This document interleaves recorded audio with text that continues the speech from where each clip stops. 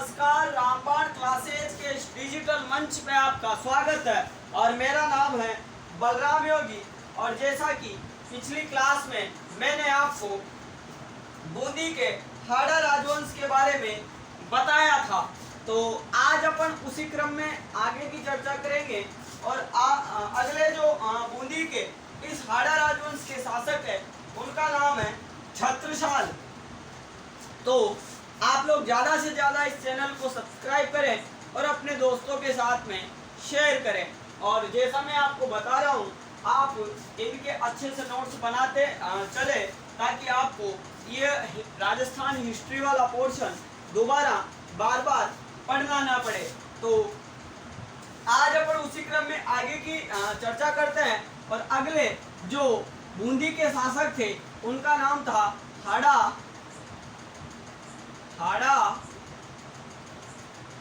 छत्रसाल। हाड़ा छत्रसाल। तो बूंदी के जो अगले शासक थे उनका नाम लिखा है मैंने आपके सामने, हाड़ा छत्रसाल। तो ये दारा शिकोह,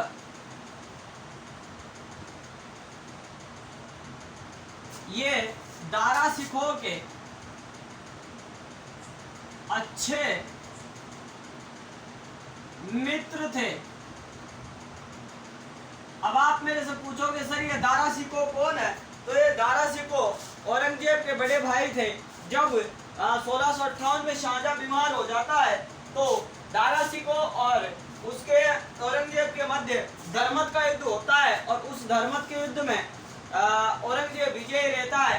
तो ये जो हाड़ा छत्रसाल थे ये दारा शिकोह के अच्छे मित्र थे। उसके अलावा बात करें अपन तो बूंदी चित्रकला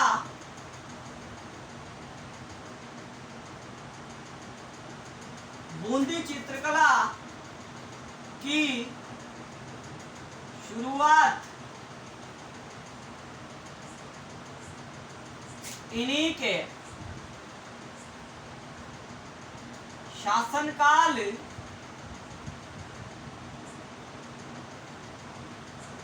से हुई है। मैं क्या बोल रहा हूं, अगर आपसे पूछे बूंदी चित्रकला की शुरुआत किसके शासनकाल से हुई है तो आपका आंसर आना चाहिए हाड़ा छत्रसाल। और अगर ऐसा पूछा जाए तो बूंदी चित्रकला का स्वर्णकाल किसका शासनकाल कहलाता है तो वहां पे आपका आंसर क्या आएगा? उमेद सिंह का शासनकाल। तो ये दारा शिकोह के अच्छे मित्र थे। बूंदी चित्रकला की शुरुआत इन्हीं के शासनकाल से हुई थी।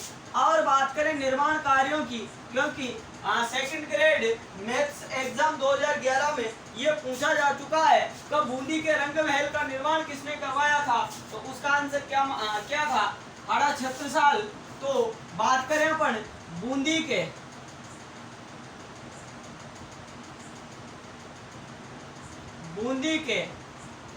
प्रसिद्ध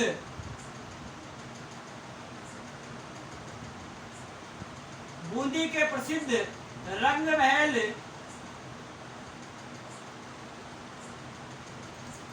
का निर्माण, बूंदी के प्रसिद्ध रंग महल का निर्माण हाड़ा छत्रसाल द्वारा करवाया गया, जो भित्ति चित्रों के लिए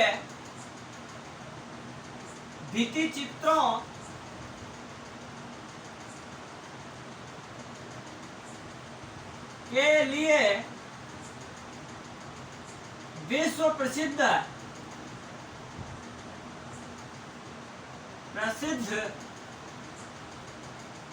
हैं। मैंने क्या बताया? बूंदी के प्रसिद्ध रंग महल का निर्माण हाड़ा छत्रसाल के द्वारा करवाया गया था, जो भित्ति चित्रों के लिए प्रसिद्ध है। यह प्रश्न पूछा कब गया था? 2011 में आप देख सकते हो 2011 मैथ्स एग्जाम सेकंड ग्रेड में ये पूछा गया था कि बूंदी का प्रसिद्ध रंगमहल जो भित्ति चित्रों के लिए प्रसिद्ध है का निर्माण किसने करवाया था, तो उसका आंसर था हाड़ा छत्रसाल। आगे बात करें अपन इन हाड़ा छत्रसाल के बारे में, तो सामूगढ़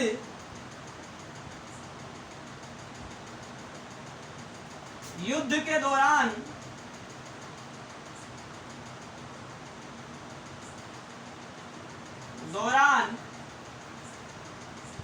इनकी मृत्यु हो जाती है। तो ये थे हाड़ा छत्रसाल। तो एक बार मैं फिर आपको बताता हूँ हाड़ा छत्रसाल के बारे में। ये दारा सिकों के सबसे अच्छे मित्र थे। बूंदी चित्रकला की शुरुआत इन्हीं हाड़ा छत्रसाल के समय में हुई थी। उसके अलावा बूंदी के प्रसिद्ध रंगमहल का निर्माण हाड़ा छत्रसाल के द्वारा करवाया गया था, जो भित्ति चित्रों के लिए देश भर में प्रसिद्ध है। उसके अलावा सामूगढ़ युद्ध के दौरान इनकी मृत्यु हो जाती है। तो ये थे बूंदी के हाड़ा छत्रसाल। तो इनके पश्चात अगले जो बूंदी के शासक बने उनका नाम था अनिरुद्ध सिंह हाड़ा। तो आप इसको नोट आउट कर सकते हो। अब अपन आगे की चर्चा करते हैं। तो अगले जो बूंदी के शासक बने उनका नाम क्या था, अनिरुद्ध सिंह हाड़ा। तो अब अपन अनिरुद्ध सिंह हाड़ा के बारे में पढ़ने वाले हैं। तो किस प्रकार क्या क्या निर्माण कार्य करवाए गए अनिरुद्ध सिंह हाड़ा के द्वारा। तो अगले जो शासक है उनका नाम है अनिरुद्ध सिंह हाड़ा। तो इनके द्वारा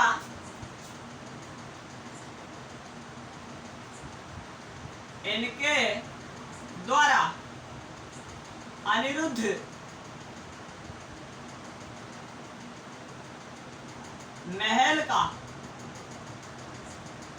महल का निर्माण करवाया गया। इनके द्वारा अनिरुद्ध महल का निर्माण कहाँ पे करवाया गया, बूंदी में करवाया गया था। आगे अपन बात करें तो इन्होंने अपने भाई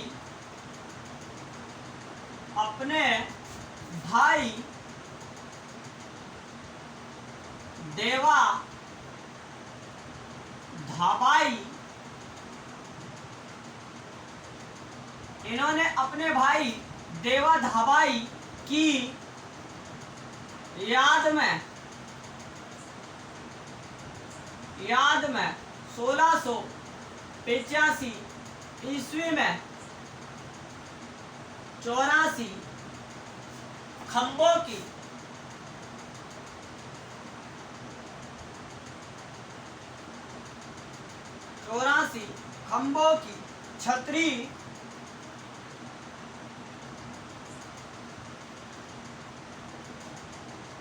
छतरी का निर्माण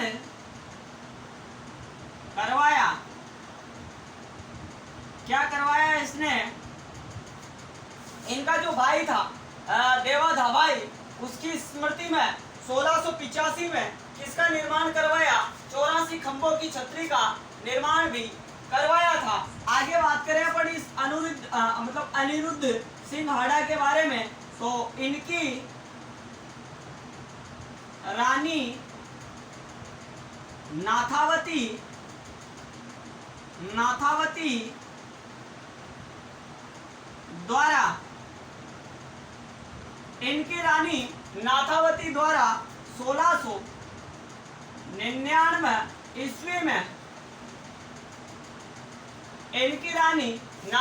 द्वारा 1699 ईस्वी में रानी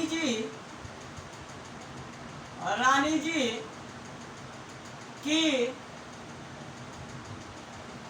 बावड़ी का निर्माण करवाया, जिसे बावड़ियों का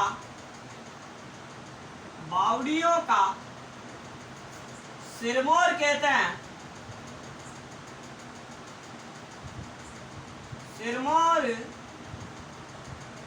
कहते हैं। तो अगर आपसे पूछे राजस्थान में बावड़ियों का सिरमौर किसे कहते हैं, तो वही रानी जी की बावड़ी बूंदी में 1699 में जो नाथावती थी, जो अनिरुद्ध सिंह हाड़ा की पत्नी थी, उसके द्वारा इसका निर्माण भी करवाया जाता है। आगे बात करें अपन इस मतलब अनिरुद्ध सिंह हाड़ा के एक पुत्र थे और पुत्र का क्या नाम था? जोधा हाड़ा। क्या नाम था? जोधा हाड़ा। अब होता क्या है, मैं आपको एक छोटी सी बात बताने का प्रयास करता हूं, आप उसको समझने का प्रयास करना। मैं क्या बता रहा हूं का अनिरुद्ध सिंह हाड़ा के एक पुत्र था और पुत्र का नाम था जोधा हाड़ा। तो होता क्या है, राजस्थान वैसे त्योहारों का एक स्टेट माना जाता है, या उस समय एक देश माना जाता था। तो एक त्योहार आता है गणगौर। कौन सा त्योहार? गणगौर त्योहार। क्या आ गई? गणगौर।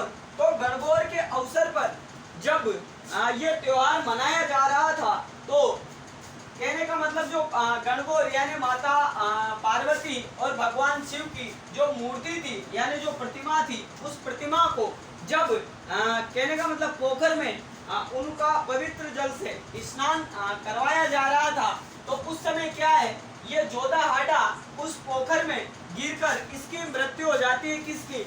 इस जोधा हाड़ा की क्या हो जाती है?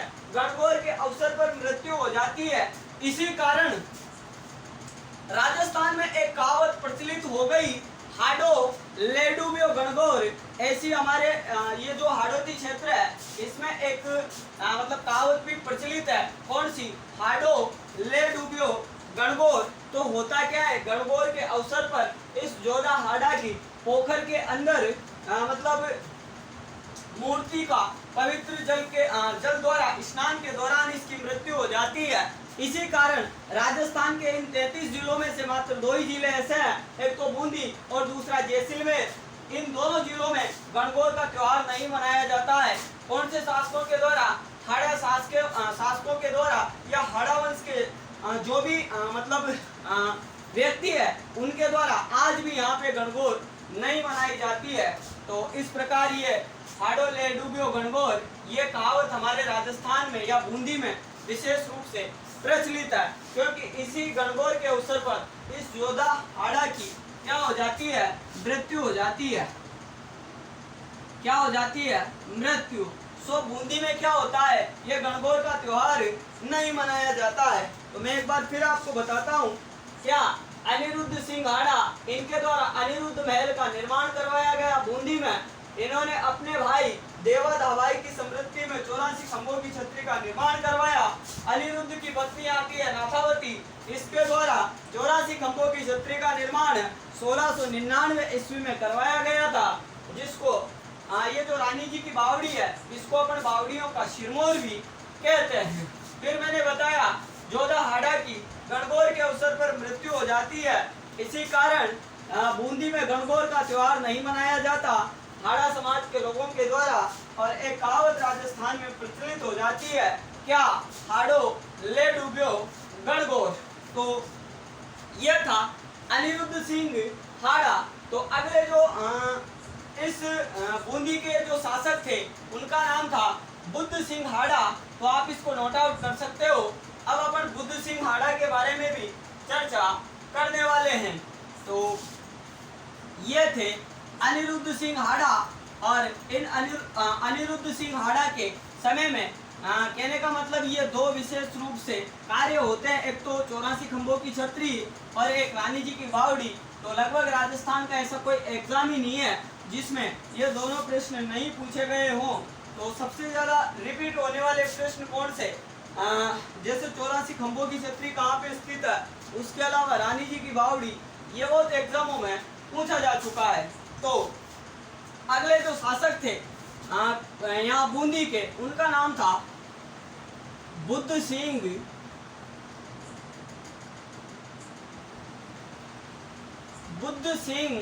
हाड़ा। तो इन बुद्ध सिंह हाड़ा के बारे में पढ़ने से पहले मैं आपको समकालीन जयपुर की भी बात बताऊंगा।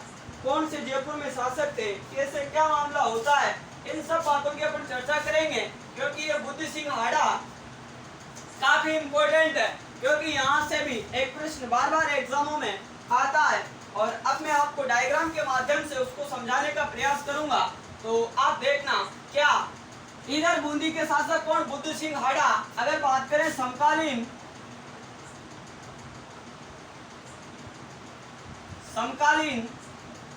आमेर शासक,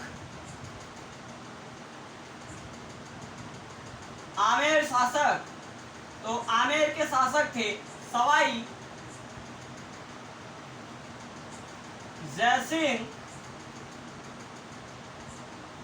जयसिंह द्वितीय, जिसको अपन आमेर का चाणक्य भी कहते हैं। और तो ये थे सवाई जयसिंह द्वितीय, जिनके द्वारा जयपुर भी बसाया गया था।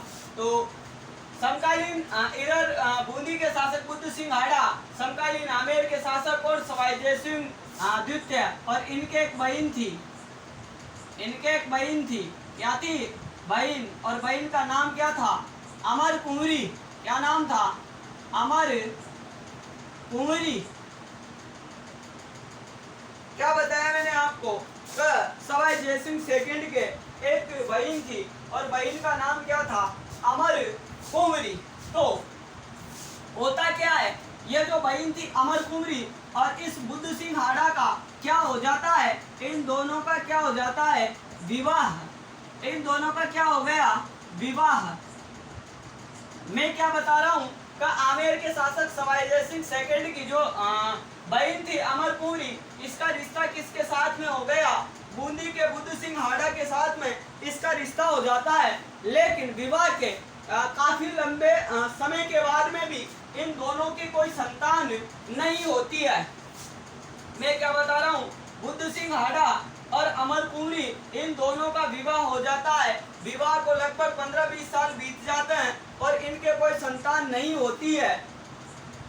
तब संतान नहीं होने पर क्या होता है, मैं यहाँ पे स्टार लगा के लिख देता हूं, इनके संतान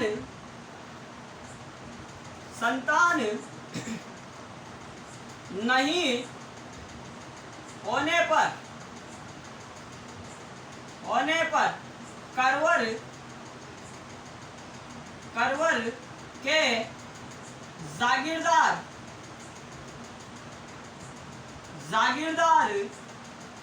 मैं क्या बता रहा हूँ, कब बुद्ध सिंह हाड़ा और अमर कुंवरी की जब संतान नहीं होती है, तो इन दोनों के संतान नहीं होने पर करवर के जागीरदार सालिम सिंह के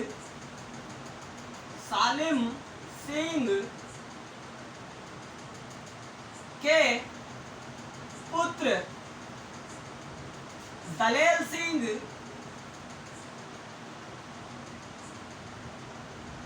सिंह को इनके द्वारा गोद ले लिया जाता है,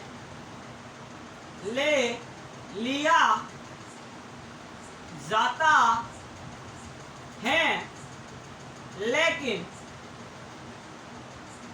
कुछ समय बाद,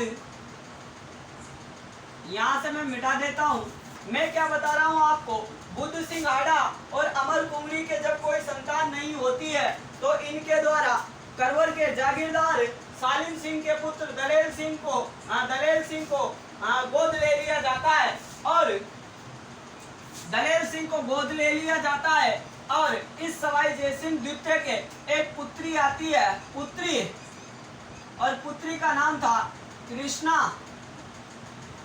कृष्णा, और इस कृष्णा का विवाह किसके साथ में करवा दिया जाता है? इस दलेल के साथ में करवा दिया जाता है। तो आप इसको समझना। मैं एक बार फिर आपको बताता हूँ। तो जब इन दोनों के संतान नहीं होती है, बुद्ध सिंह और अमर कुंवरी के, तब क्या होता है, इनके द्वारा जो करवर के जागीरदार थे सालिम सिंह, इनके पुत्र दलेल सिंह को गोद ले लिया गया। और गोद लेने के बाद में इस दलेल सिंह और सवाई जयसिंह सेकंड के एक पुत्री थी। एक पुत्री थी क्या? कृष्णा। इन दोनों का विवाह करवा दिया गया। अब आगे क्या होता है, जैसे ही इनका विवाह हो जाता है तो ये जो बुद्ध सिंह और ये जो अमर कुंवरी थी, इनके एक संतान पैदा हो जाती है। और संतान का नाम क्या था? इनके एक संतान पैदा हो जाती है और संतान का नाम था उम्मेद सिंह। क्या? उम्मेद सिंह। इनके एक संतान पैदा हो गई और संतान का नाम क्या था? उम्मेद सिंह। मैं क्या बता रहा हूँ, पहले तो इनके संतान नहीं होती है दोनों के, तो दलेल सिंह को गोद ले लिया गया और इस सवाई जयसिंह के द्वारा भी कृष्णा का विवाह करवा दिया गया। लेकिन विवाह के बाद में ये जो बुद्ध सिंह और अमर कुंवरी थी, इन दोनों के एक संतान पैदा हो जाती है और नाम था क्या? उम्मेद सिंह। अब राजा मतलब राजकुमार बनने को लेकर फिर वापस परेशानी आती है, क्योंकि शासक किसको बनना चाहिए था? शासक वैसे पहले तो इसको गोद लिया, किसको? दलेल सिंह को, और बाद में इनके ही पर्सनली एक बेटा हो गया और बेटे का नाम क्या? उम्मेद सिंह। तो अब आप बताओ मेरे को, शासक कौन बनेगा? उम्मेद सिंह बनेगा या फिर दलेल सिंह? तो यहाँ पे क्या होता है, इस सवाई जयसिंह द्वितीय के द्वारा भी यही बोला जाता है कि सिस्टर, ये जो बच्चा है ये आपका नहीं है। तो ऐसे करके इन दोनों भाई बहन यानी अमर कुंवरी और इस सवाई जयसिंह सेकंड के मध्य में क्या हो जाती है? अनबन हो जाती है।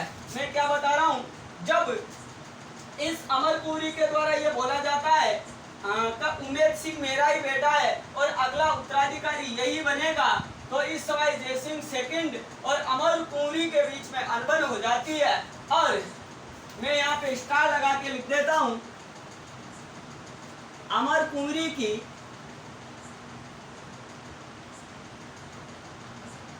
कि अपने भाई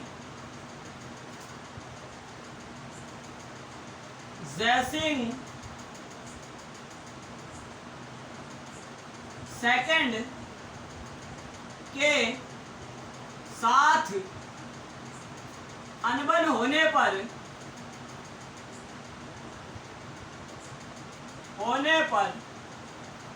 राखी भेजकर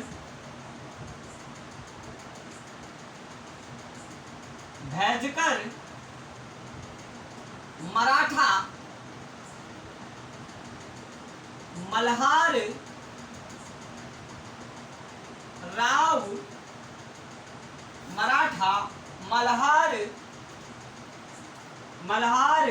राव होलकर से सहायता मांगी जाती है।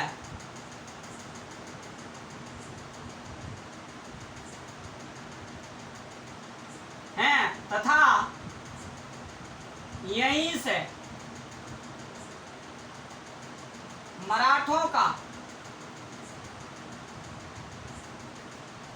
राजस्थान में प्रवेश होता है। तो आपने एक प्रश्न पढ़ा होगा क्या बार बार, राजस्थान में मराठों का प्रवेश कहाँ से होता है? बूंदी से होता है। राजस्थान में मराठों का प्रवेश कहाँ से होता है? बूंदी से होता है।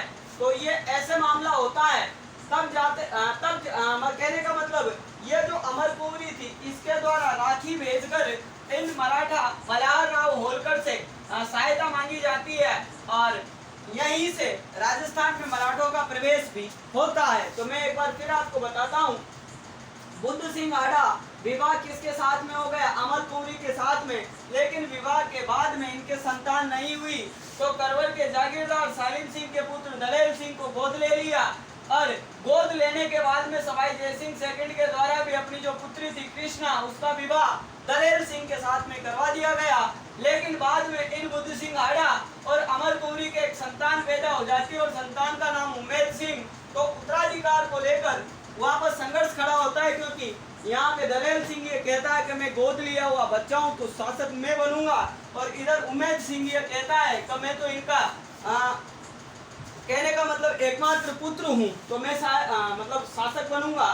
तो इस सवाई जय सिंह सेकंड के द्वारा इस दलेर सिंह का साथ दिया गया। इसी कारण ये जो अमरपुरी थी इसके द्वारा राखी भेजकर मराठों से सहायता मांगी गई, और मराठों में भी किससे, मल्हार राव होलकर से सहायता मांगी गई थी। और इस प्रकार हमारे इस बूंदी जिले में इसका कौन सी मराठा शक्ति का प्रवेश होता है, और राजस्थान में मराठों का प्रवेश भी कहाँ से होता है, बूंदी से। तो ये थे बुद्ध सिंह हाड़ा। तो अब अपन आगे की चर्चा अगली क्लास में करने वाले हैं, तो आप इसको अच्छे से नोट आउट करें और इसको समझने का प्रयास करें। तो आज की अपनी क्लास को अपन यहीं पे विराम देते हैं। तो आज की क्लास और अभी के लिए इतना ही। धन्यवाद। आपका दिन शुभ हो।